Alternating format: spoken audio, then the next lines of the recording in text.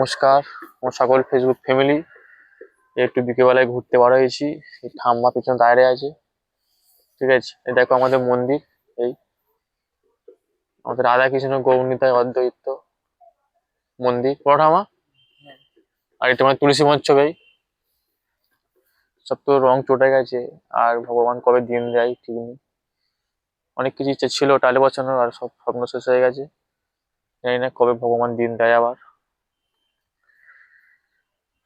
আর আমাদের ঘরের পিছনটা দেখো পুরো বাগান, সব মানে বাগান, ঠিক আছে। কোনদিন দেখানো হয়নি, দেখাচ্ছি। আর এবারে মা হচ্ছে ঘাটে কি করছে, কি কাজ করছে, ঠিক আছে।